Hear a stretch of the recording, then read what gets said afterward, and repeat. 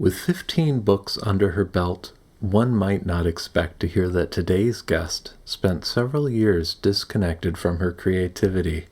But when Courtney Kenney was laid off in 2015, it was a wake-up call.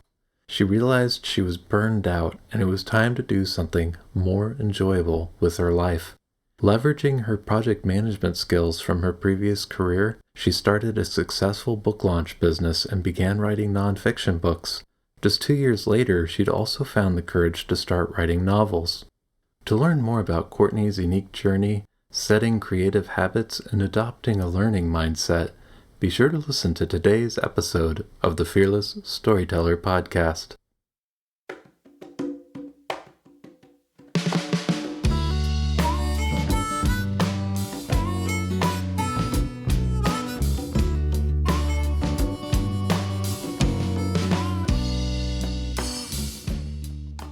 Hello, and welcome to the Fearless Storyteller podcast. I'm your host, Ethan Freckleton.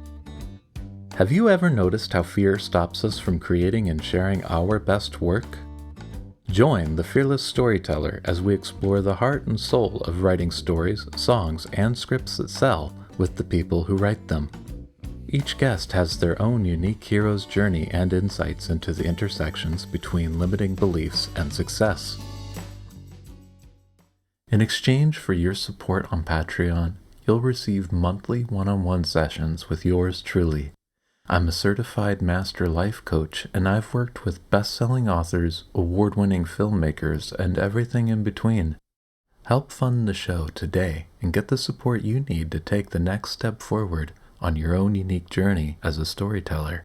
Again, visit patreon.com/Ethan Freckleton. All right. Enough with that. On to today's show. Courtney Kenney, welcome to the Fearless Storyteller. Hi, Ethan. It's great to be here. It's great to be here. I'm sorry we couldn't connect in person this last year. But for people who don't know who you are, what would you like to share about yourself? Sure. Courtney Kenney. I write nonfiction about creativity and thriving with creative habits. And I also run a book launch consulting business. So I work with nonfiction authors, usually authors who are traditionally published in the health and wellness and with business books. And I help them. So I strategize and help them with their launches and all of the book marketing and all of the project management around that. And then I also write fiction, sci-fi, and post-apoc as Cameron Coral, which is my pen name, and I have 11 books through Cameron Coral. Wow, 11 books? I do. Yeah. It's kind of crazy. Okay, so I'm guessing from the nonfiction stuff and the book launch business, so you're full-time independent now, is that right? Doing your thing? Yes, I am. Yes. How did that come about? How did you decide you wanted to work for yourself, and did it start with the nonfiction business and kind of that project management side?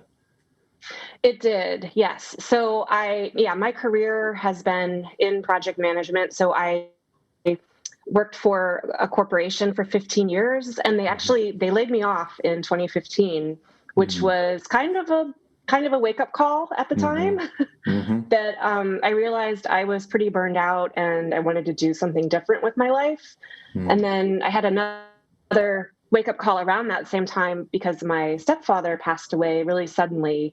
So I realized hey, life is kind of short and I wanted to do something. Project management had given me a lot of great career opportunities throughout the years, but I wanted to do something more creative and, use some of the skills that I had in a different way and just do something more enjoyable. And so that's kind of when I started learning about writing and learning about self-publishing, because around that time was when I started listening to people like Joanna Penn and her podcast. And I actually had a neighbor friend who self-published her first book, and she was doing really well to the point where she could quit her job. And so that kind of got me interested in like, whoa, what, I buy books on Kindle and this is really fun. And can I do this too? Mm. So it just got my interest up. And so I ended up, after being laid off for a while, I took the plunge and just started self-publishing some nonfiction. So I did a book about a career change and after a layoff, Mm-hmm. and just got the writing bug and wanted to try to make a career out of it. I actually ended up going back into a corporate job for about 9 months and Mm-hmm. realized I wanted to like give it one more chance and make sure, this was the right thing to do. And I did those 9 months and I just wasn't happy. And I quit and I took a leap of faith and I got my first client and it took off from there. It just went really well with that nonfiction client. And I just decided I wanted to do this, change my job. Yeah. And so at what point did you realize, I mean, obviously if you made that leap, which is huge in itself, and you had the client and it took off, I imagine that was a lot of work, but like, sounds like there was still space for something else. And, Yes. yeah.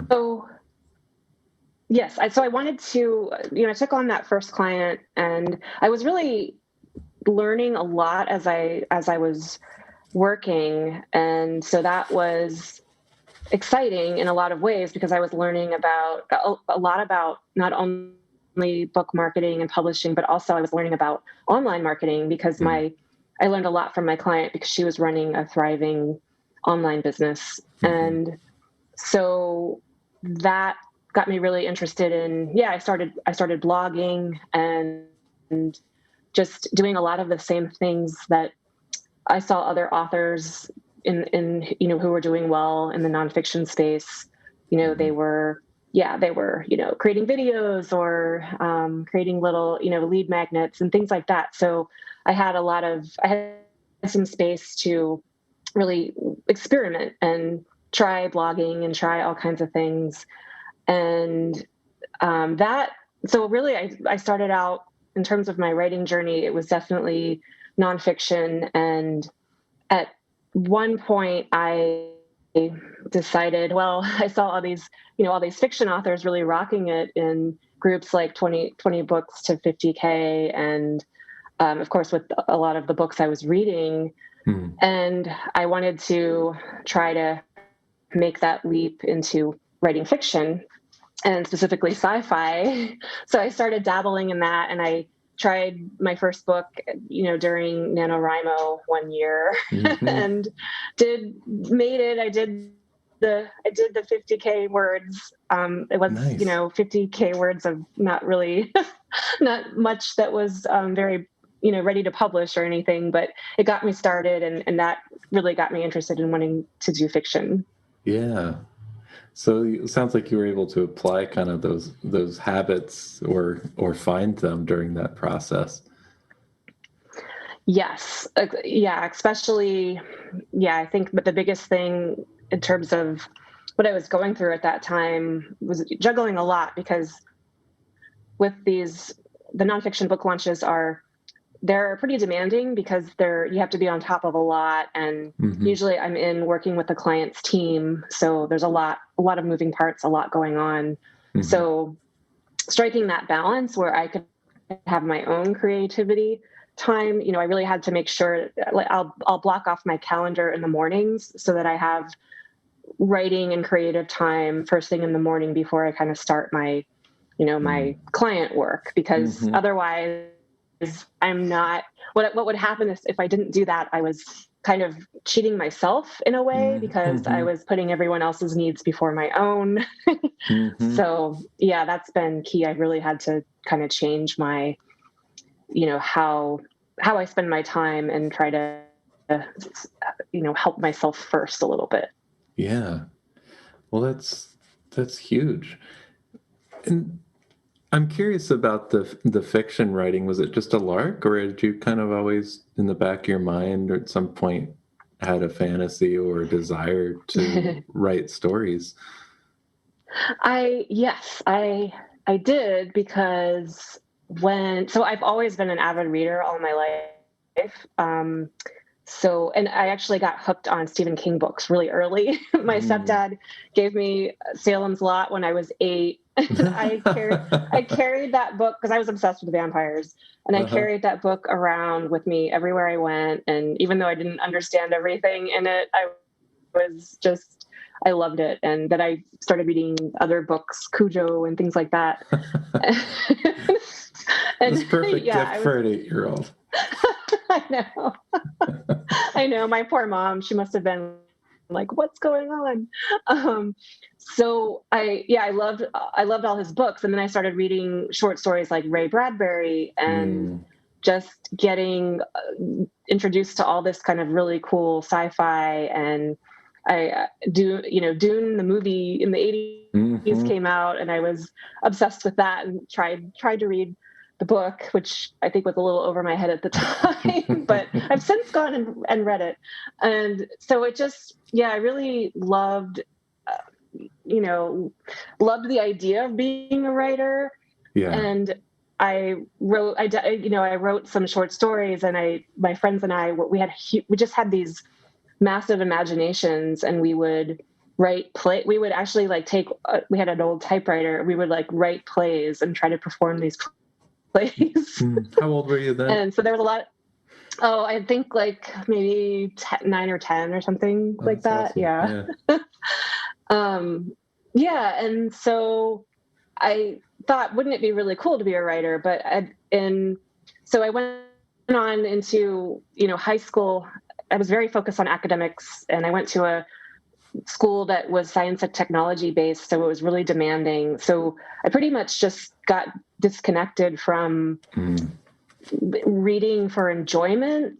Right. Um, Reading the kinds of, I had to read a lot of classics and things like that, which was good, all part of the education. But I think I got away from reading stuff for fun through, all through high school and college. Mm. So I think, and the other thing is and maybe this has happened to a lot of people, but I never thought that being a writer was something possible, Mm-hmm. because growing up, I had my parents instilled in me a really strong work ethic. And my mother and stepdad were both government workers. I grew up around DC. So Mm. everybody was like NSA or NASA or USDA. And they all, worked for the government for almost their entire career. And Mm-hmm. so the whole thing growing up was, do well in school and get your degree so that you can get a really good job when you get out and get a pension eventually, and Yeah. just all those things, buy the Yep. house and all that good stuff. Yep.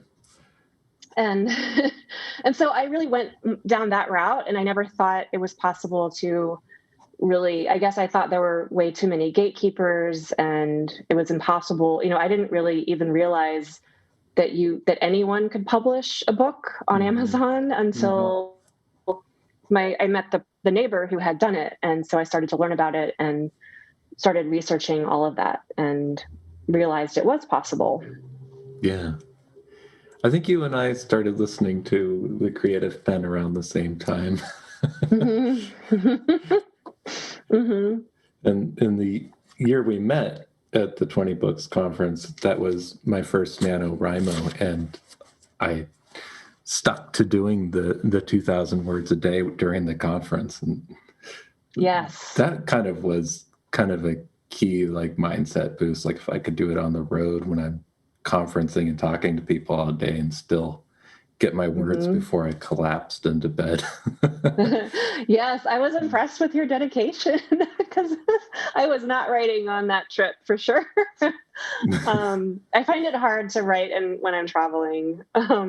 But Yeah. Well, yeah. I was on, I wrote down when you were telling me about your journey rebound job, your 9-month Yeah. revisit. I was on my rebound job during that period, and I didn't think I would get much time to write if I didn't just do it. Mm-hmm.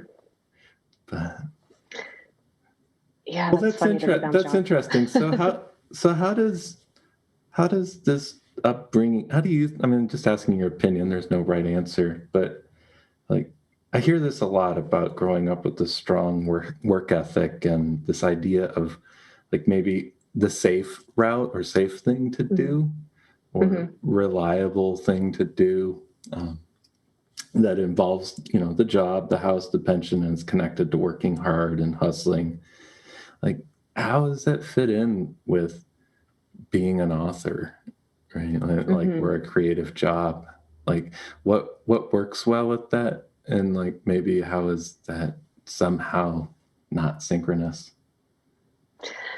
So I think that um, that's an interesting question, and I was actually thinking about this recently. How I guess the whole experience of working hard and kind of taking the more traditional route early in my career, it did help set me up to be hardworking and motivated, and those are qualities I think are very helpful in the business of being an author, Mm-hmm. for sure. And part of what led me to start my own business and start the book launch business was the project management experience that I had. I think I would never, I would not be doing what I'm doing right now if I didn't have that background. Mm-hmm. So I do think there's a lot, I guess the point I would try to make to people would be, a having a lot of diverse interests is good.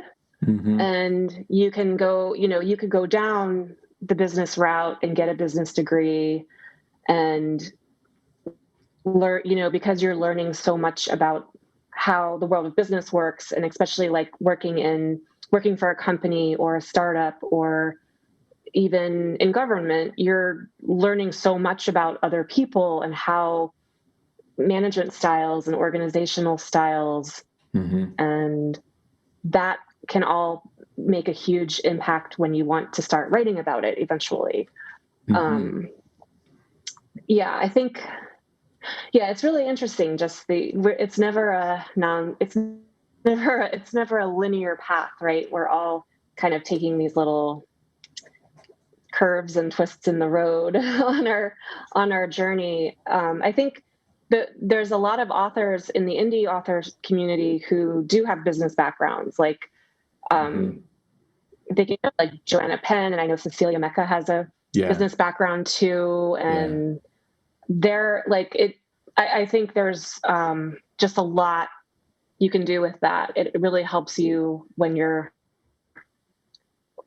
marketing and you're planning your business and you're engaging with readers.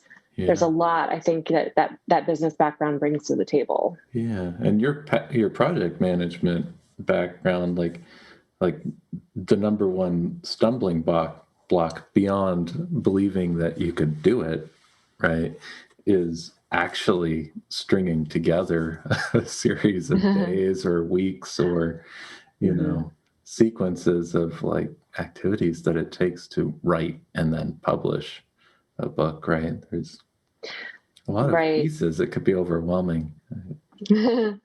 Yes, I think, yeah, for people starting out, I think that it's it's starting to develop that habit of sitting down and getting the words down, and even if they're terrible words, just that, I think that leap of getting things down on paper and Hmm. putting the practice in, I think that's where, like when I was starting out, I just didn't realize how, you kind of think you want things to be perfect, and that can also Yeah. be a little bit of a perfectionist tendency that people have, including me. Hmm. And but you just have to kind of be willing to adopt the mindset where you put yourself out there, and you know that not everything is going to be perfect, but you're getting the experience, and you just start to make progress. Yeah. Well, so tell me about that experience then of like writing that first book or those first books. Like, you're putting the practice in. Like, what's coming up for you at that point? Mm-hmm. Well, when my first book was called Layoff Reboot, and it was fresh from being laid off. Mm-hmm. So I think I had a lot of that, not, I wouldn't say revenge energy, but that like, hey, I had that starting energy of like, hey, this is something brand new and it's exciting and I have nothing, it was just kind of all that book was actually written pretty fast because I wanted to get it done and I had the time and I was just so kind of caught up in the excitement. And so and then I actually got the book done. And then I realized, oh, I need a website. I need a newsletter. I need to start trying to find an audience. And so I can write more books. And so that putting all of that together was also really exciting. And, creating my first website and I would write blogs. And to be honest, I didn't really know what I was doing. And I didn't really know anything about SEO or anything like that. I just tried to kind of mimic what I thought would be helpful for people and what I'd seen others doing well. And yeah, I mean, I think it was equal parts scary and also exhilarating. And that, yeah, it just kind of snowballed, right? The more you do it, the more comfortable you start to feel. And I mean, I guess that kind of fear of failure, putting yourself out there, fear of maybe you got something wrong or somebody's not going to like what you said. I think that's always in your head. It's at least it's always been in my head, but especially at first I was kind of paralyzed with fear of like, well, what if I say the wrong thing, or this gets blown out of proportion? But I realized once you do it enough, it's not, and you can actually help people, and you start your words, your messages may resonate with people, and that I think that's where it just gets easier with time. Yeah.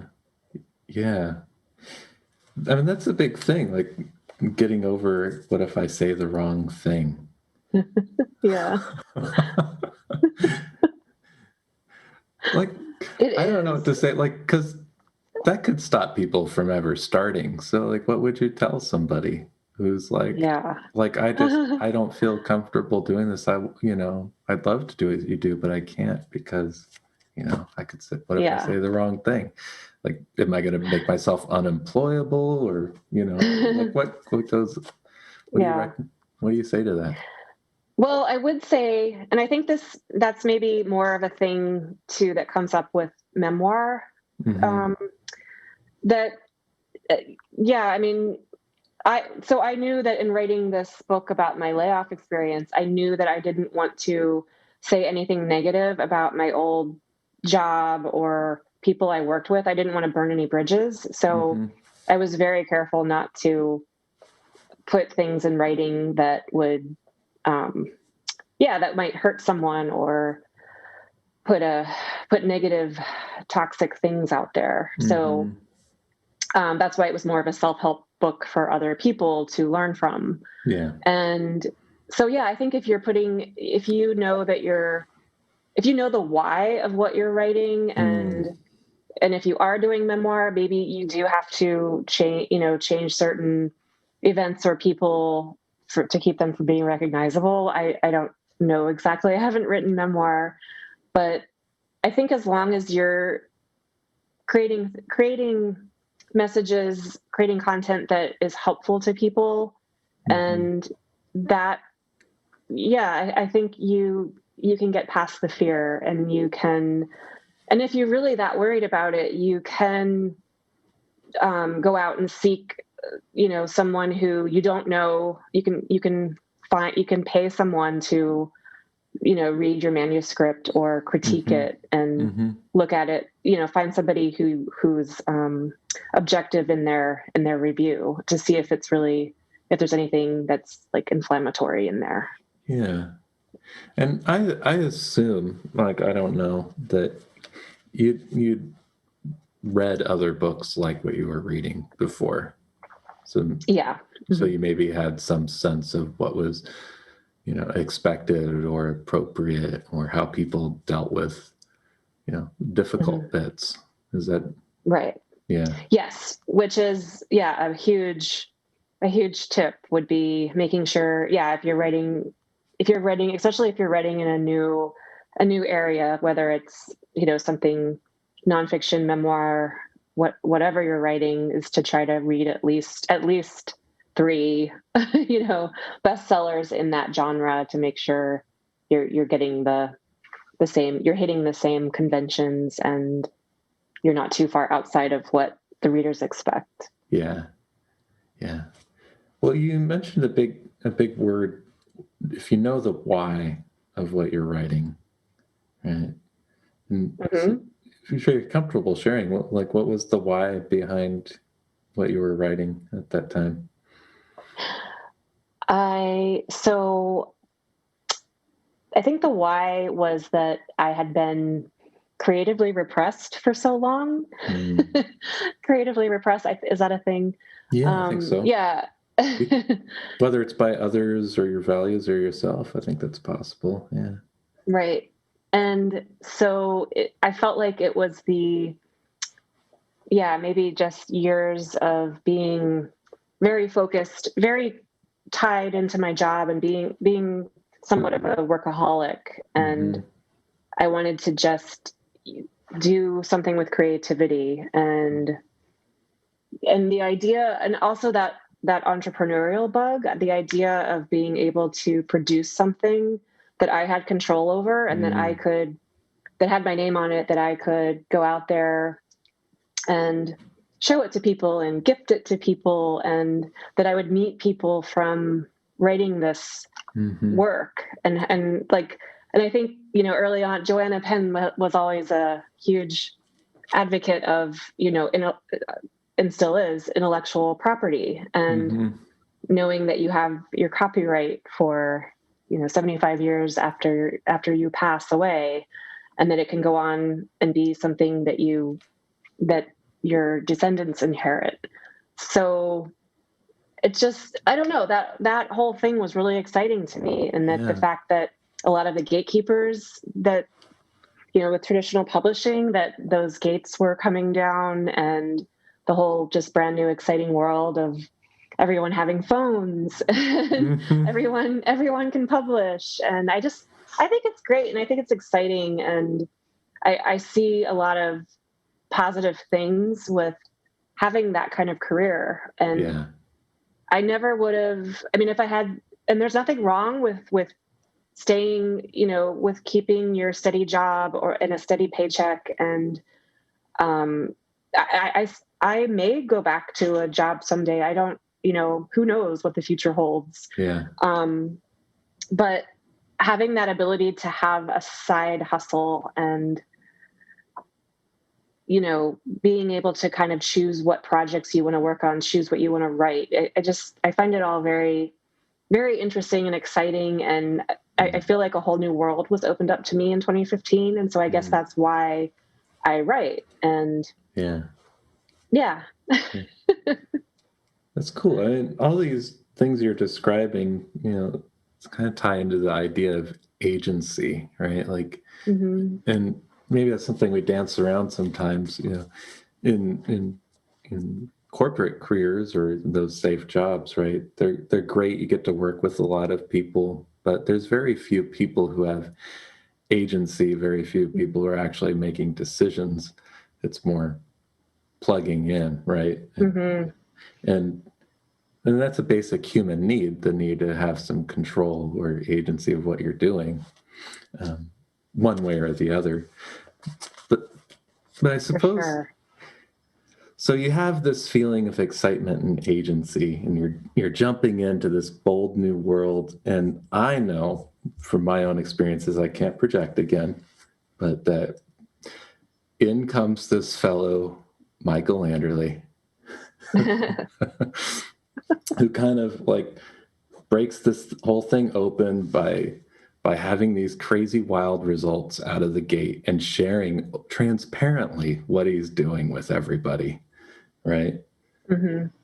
Which doesn't happen. Like, I've never been in a culture or a business or a creative field before where people were transparent with what they were doing. Yeah. And I feel like for me, and I don't know if this is true for you, like, because I feel like this ties into the productivity, like you're 11 fiction books in since, 2015 is when your kind of writing started, but like you were writing fiction less. Does it dissuade or discourage you to hear about people when you were doing this journey who had such big results out of the gate right away? And did you take on that expectation that you would have big results right out of the gate? So I found it super exciting because I tend to be an optimist, and I thought, oh, well, that's really cool that they're having so much success and they're writing their little hearts out and they're just pumping out these books. Yeah. And so I found it really, I thought, this is amazing. I want to do this. And that's why I went to the first conference in Vegas and met you and others. But yeah, I was really just starting out when I went there in fiction. I had my first book and I think I was writing the second, I can't even remember, but it was so bad. I realized that I rewrote them pretty significantly. And I just didn't know what I was doing. And my covers were bad. I went through like a bunch of different covers, and I think I realized it was a learning process, and that I didn't necessarily think I was going to have super fantastic results right away. And I knew that some people were very lucky. Like there's this whole thing about being that early adopter. Yeah. And so I knew that because I've worked with authors in the nonfiction space who it's a very similar thing. Like one client was like very early on, an early adopter of Facebook ads. And it did so well for them, and they were on it before everyone else was. And so I knew that like Michael Anderle and others were the first there. And so you're not necessarily going to be able to replicate those results exactly. And then I just learned how hard, for me, it was very hard to make the transition to fiction because I really had never taken any kind of like creative writing training or anything. So a lot of it was just having to start, reading tons of craft books and taking some courses, and really not until I started actually working with better editors and like working with developmental editors did my writing actually start to get decent enough. So I guess I think it is hard though that you do see so many people who have a ton of success, and if you're working really, really hard, and it is kind of disheartening to see that when you don't have the same success. But yeah, I guess my thing is just like keep working harder. And I don't know. Some people think I'm crazy. Yeah. Well, I'm curious just because like many of us, I can't speak for you, but I can speak for myself, like have this tendency to instantly like attach like a job status or financial goals to what we're doing creatively, And so like, how have you, like, how did you stick in it long enough to like see this progression, like through 11 books? Like, was it that you were just getting so much nourishment and encouragement out of what you were learning or? Yeah. I think that, so sticking with it, I did. I got a lot of great feedback from the readers who did discover my books, like Mm-hmm. who liked my characters. And so starting to build a reader base and finding those readers, to me, that was really fun in a Mm-hmm. way. And it makes what you're writing real. So Yeah. if it's getting out there in the world and people are finding it and they're enjoying it. So I think that's what kept me going, really. And I wrote I wrote that first series with 4 books, and I wrote another series of 3 books, and I wrote them pretty fast. I was doing Dean Wesley Smith's Great Novel Writing Challenge, Mm-hmm. and so the deal with that is that you're supposed to write at least a 50K word novel every 2 months. And Mm-hmm. the idea was you're supposed to write it and also publish it Mm-hmm. within those 2 months. So I did that for a year, and I actually did write all 6 books. And I liked that because it gave me a deadline. It kept me accountable. So I was supposed to send my entire manuscript to Dean every 2 months. And if I missed that deadline, then I would be disappointing him or something, Yeah. whatever tricks you have to use. Um, so I wrote those 3 books, and I did it kind of solo without really any feedback. And so that second series didn't really do as well. And I'm considering kind of rewriting them, or just maybe even not finishing the final book. We'll see. Mm-hmm. And then I think I kind of had a breakthrough in terms of my writing when I started my 3rd series, which has been my best reviewed, and the series that's been a fan favorite. Mm-hmm. And so again, it was just being able to write something that actually delighted my readers it just makes it worth it. And I know, like, for a lot of people, yeah, I mean, that maybe I'm still learning and growing as a fiction author, and I think I just still have this hope that the monetary rewards are still out there, just Mm-hmm. waiting to be claimed. once I, yeah, once I keep going and as I keep learning. Yeah. What do you know, I guess this is, there's a certain value, intrinsic value in what you just said. Like, writing something that delighted my readers, like, made it so worth it, right? Mm-hmm. Or makes it so worth it. Like, in some sense, there's something beyond a monetary value to that statement, I Mm-hmm. imagine, right? Like, Right. Yeah. something that you didn't get with your corporate job Mm-hmm. is there. Yeah. And I think so. My husband and I will ask that question sometimes, like, if we won the lottery tomorrow and we Mm. didn't have to work anymore, would I still keep writing? And for me, the answer is yes. I Mm. I feel like uh, it still brings me joy.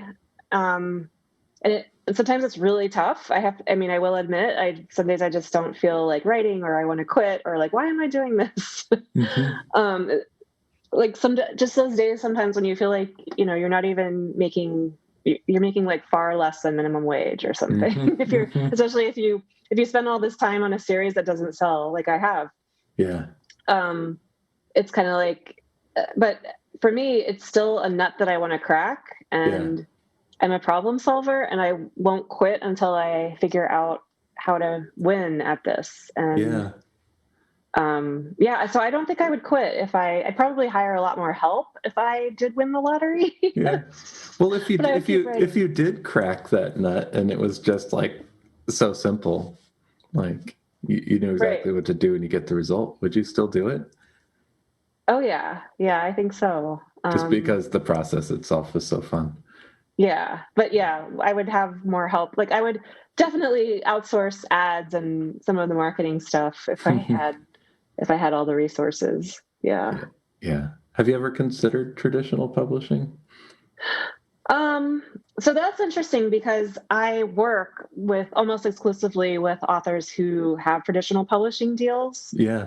And I, yeah, I would definitely consider it because it is, it's really interesting to have seen both sides. So Mm-hmm. all the, self-publishing, you're on your own.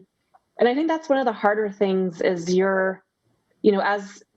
an indie author, you're responsible for all your decisions, like your cover design, the content in your book, who you hire as an editor, all that stuff, Yeah. and all the marketing. But when you have a publishing team, you do have a level of support that is pretty impressive. It kind of depends. Publishers vary, Yeah. but I've worked a lot with people who, Random House and Harper Collins, like there's some really great talent at those publishing houses, and Mm-hmm. the biggest thing that they help with is that they bring a really high level of quality to the editing process. Mm-hmm. So you're really working with like top-notch editors, Sounds like you're getting and paid to learn. you are, Yeah. Yeah. yeah. Which is um, pretty cool. Yeah, and they do. I mean, obviously, there's sales teams at those publishing houses, so they are, you kind of have this chance to kind of pitch your book. Mm-hmm. So you can, like, especially if in nonfiction, if your book helps people solve a problem, it you can get the sales teams really excited, and they'll kind of go out to the Amazons, the Barnes and Noble, um, all of the kind of buyers at those retailers to try to get them to stock your book. Mm-hmm. And so you kind of have to, it's interesting because you kind of have to like market yourself to the publisher and show them how well you're going to be able to market the book to your own followers. Mm-hmm. It's kind of this dance, and then and then the publisher is also trying to help you by getting your book out there and marketing it well. And they do, it is the printing process and being able to keep, fill all the stock at Amazon and Barnes and Noble, all the stores. Like the publishing houses are still really crucial for that piece of the business. Mm-hmm. So I like what you said actually about you kind of would learn from them Mm-hmm. and get a crash course in publishing and how the book process works, and especially for writers who are writing their first book. But then I think that once you kind of have that, if you have a big enough audience, like why wouldn't you just go and Yeah. self-publish and make more income? Because you're really only making like $1 off of a $20 book if you're in publishing. Yeah. Yeah. So. Yeah, I agree. And, I guess the flip side is if you don't have an audience, it's, you can potentially have a built-in budget that you're not paying for to build an audience, which, given Exactly. so many experiences to have you ever thought about anything beyond like, screenwriting, screenplays, other forms of storytelling in the future? In the future, I think so. I think I'm still really trying to, like I said, crack the nut on publishing and marketing my books, and really creating a series that is just something that goes on to be not only a bestseller when you first launch, but also just something long-term that has a long tail. Yeah. And being able, I would love to write the series. My fan favorite series is one that I'm hoping to continue and really invest in, because I do see it kind of being like 6 to 10 or even more books in that universe. Mm-hmm. So that is really exciting to me. And I think that it just takes the time. You kind of have to put in the time to make that happen. Yeah. And you see so many authors who generate so much income from their backlist. And so it really is kind of more of a marathon in this journey, and sometimes you may not see traction for 5 or more years. Right. The So overnight success. right. 7 years, Courtney. That's when it's coming. 7 years. Yay! I would be so excited. Well, it sounds like in some sense, you've experienced success, right? Like, Oh yeah, for sure. Like you've been self-employed. You've written all these books. You have these clients, and these books that are delighting readers is pretty special. it really is, and yeah, I often remind myself of that. How that I've been very fortunate to be able to design my career and just be able to creatively, pursue different creative ventures. And I like the variety of different projects and different clients too. Mm-hmm. And so I think like anyone can make small moves to get to a place where they do have more creative freedom. But it just takes time, and sometimes it's little tiny steps you have to take. Yeah, it's not all at once, but I guess it helps to know what you need and to be willing to honor that. Yeah. So I have a couple of ways I could go, but I think what I kind of want to ask is, what is it about this third series that's working for you? Did you find something in your voice or like in what's important to you and what you're writing? I think that I finally figured out. So when I first started out writing fiction, I was pantsing a lot and didn't really think through what was happening, where the story was going. I was just kind of figuring it out as I went. And so then I, as I started to go to, the 20 Books conference, and I started to learn from others and took courses, and I went on the Authors on a Train trip in 2018 and met Zach Bohannon and Jay Thorne, and I basically learned their whole method for outlining, and that really, really helped me with this new series, because I actually had more of a standardized approach, and I found the outline that worked for me. I had read a lot of craft books and tried different kinds of outlining, but something about this just kind of clicked for me. And I think I picked up the character that I had in mind. I just picked up on the voice really quick, and I knew that character's goal. So this series is that this robot, after there's a robot apocalypse, and this robot who's this timid cleaner bot, he just wants to find a nice hotel to clean, because that's what he's programmed for. He ends up stumbling across an abandoned baby, and he has to take this baby and try to get the baby to safety. So I just knew the character had a really strong goal, and it was just something that enabled me to pick up on the voice and really carry it through and make it really solid, had a solid plot. So what was it about that character, or journey that like you connected with? Like, why write the story? What was... Well, definitely I had some inspiration because my baby niece was born around the same time I was starting to write this book.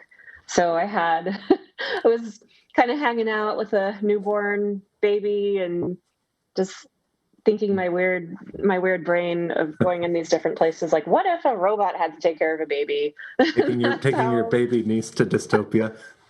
Yeah. Lovingly, of course. The world was ending, and you had this baby. There's no humans around. What's it going to do? And it just, the idea took hold. And so having a baby I could picture just kind of helped. And I think that a lot of it too was just because the character is really was looking for a new home and looking for family. I mean, that's the connection of having family, and sometimes just finding family that you may not be biologically related to, but friends and people who care about you, and you caring about them in return. I think just those are core human desires that we all have. And it was just something that's so relatable. And so that makes it easy to write about. Do you think that was like different from some of your other work? Like, yes, because I had a theme. I'm circling core human desires. Yeah. Yes. Yeah. I think, and that was part of what it took me a while to learn, that you have to have a strong theme. And I didn't know that when I first started writing. And so that's why I think some of my earlier attempts they might have had themes about belonging and standing up for yourself and maybe standing up against bullying, but to have this kind of this theme that really evolves throughout the series, that's what I've really picked up and started to use in my writing. So how's your theme evolving in the series? Is it consciously sticking to that because it's a baby, like these core human desires that you mentioned? A robot with core human desires, right? Yeah. He's right. Some of my fans say like the robot is sometimes more human than the humans in the book, because he's right. He's wrestling with right and wrong, and what does it mean to be human, and just a lot of those kind of same questions that come up in like when you read like Philip K. Dick and Ray Bradbury, and like just things like that are there's just so much to unravel when you start writing about that. And it's really fun, and it's like peeling the layers of an onion back. It sounds like you found your lane. That's really exciting. I hope so. And a lot of it, and some of it's lately been influenced too with I'm doing a co-writing project, and we are to kind of there's a few of us writers, and to kind of all get on the same page, we've had to adopt the same kind of outlining approach. And we've actually been using Take Off Your Pants, that outline. And is that different than the one that you prefer for your solo writing? Yeah, a little bit. It's all the same. I would say it's the same concepts, but just spun slightly differently.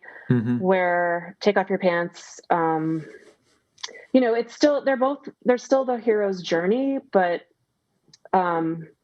Take Off Your Pants has the goal, attack, thwart kind of, where you might be repeating that goal, attack, thwart, and then like an ally attack who, so like kind of the person that talks sense into your main character.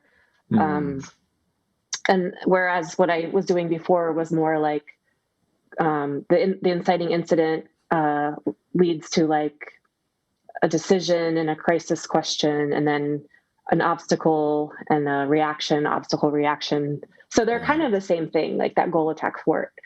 But one of the other things we also baked in is the Lisa Crone, the Story Genius book, how she talks about misbeliefs and how your character, like it's the lies that you believe to be true, right? Like, maybe I am unlovable. And so therefore, like, that's why I push everyone in my life away. Yeah. And so when you give your character, it's almost like a character flaw, but she calls it the misbelief. Yeah. And you're always kind of playing with that character misbelief. And either they overcome it and maybe they move on to a different misbelief, or they they dig deeper into their misbelief because of what happens. So it's very cool how you can just kind of play with that and like keep it going for a series.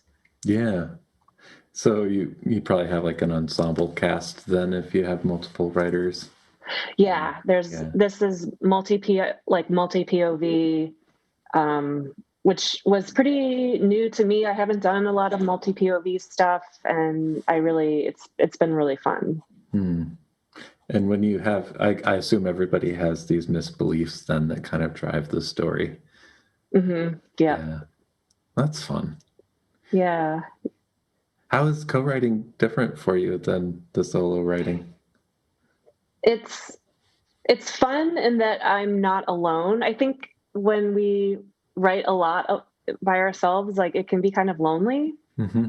And so it has been fun writing as a team, and the ability to get instant feedback, nearly instant feedback, is huge because we're all, reading each other's chapters and giving feedback.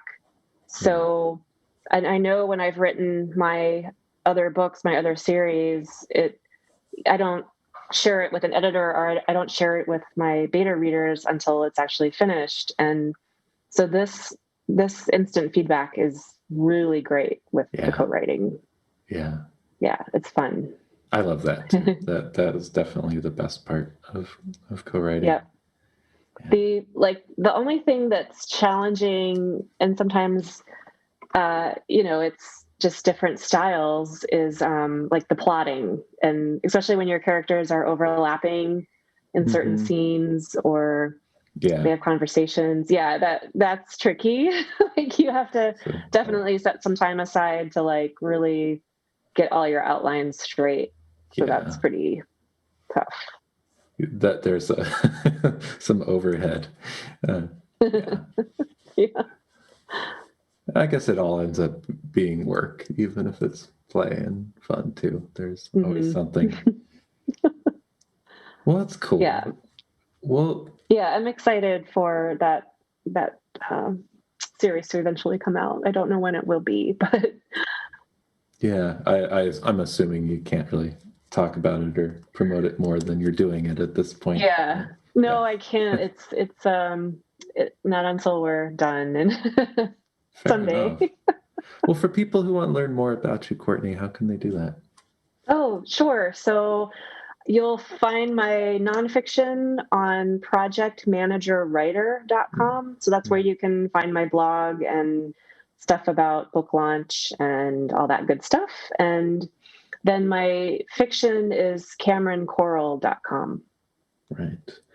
And just for people who won't look at the notes, that's with C's on that, Cameron. C's, Yeah. Great. Cameron Coral.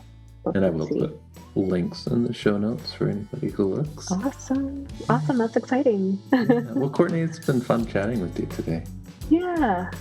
Excellent. Thank you so much. It's been a blast. I hope you've enjoyed today's episode of The Fearless Storyteller. As a reminder, any and all links can be found in the show notes.